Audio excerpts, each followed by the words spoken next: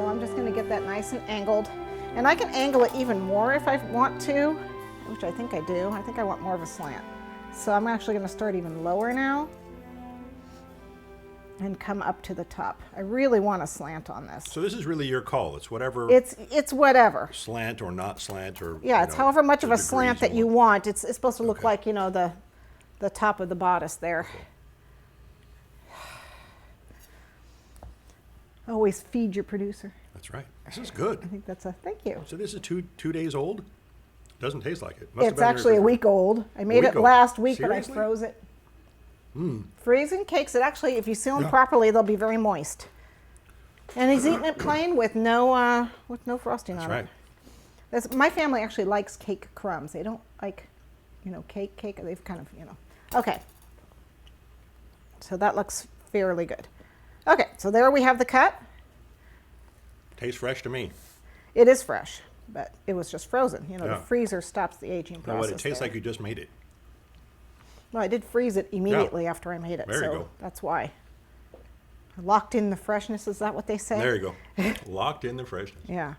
Okay, so there you have your slant. It's like a slanted hat. Yeah. And you know, this technique is used, this slant is used for a lot of things. You can actually take it, well, actually I could take it and turn it over so I end up without the crumb side up. I actually don't care if the crumb side is up or not, but for a lot of people, they'll flip it over.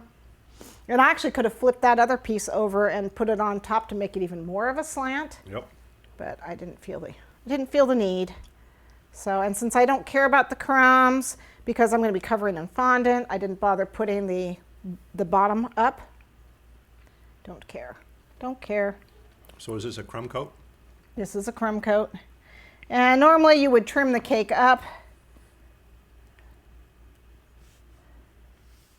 So if you wanted it like perfectly straight sides. Yeah, you can do that. You can do that.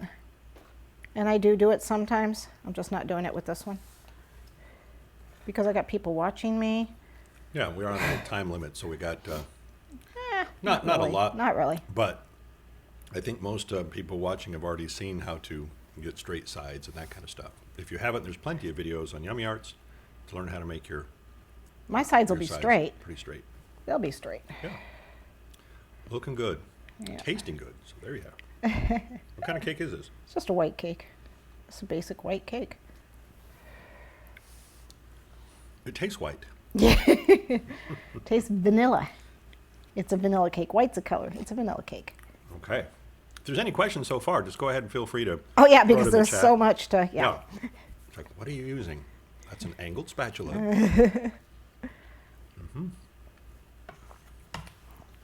So you're getting a general idea here. Yep. Right? Is everyone okay? You're like, get to the gelatin already. We will. Let's see how it's fairly straight. Yeah. Fairly even. And I know I'm using a small spatula. I should be using my big guy. I got it out, but I didn't. Yep. Just so you know, for the folks that were not there at the San Diego Cake Show in San Diego, because that's where they keep it. And she had this cake on display here at our Yummy Arts booth, and people would walk by and they were just amazed.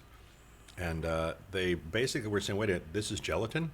Because they couldn't believe that the wings and the tutu and all that kind of stuff, they couldn't believe it was gelatin.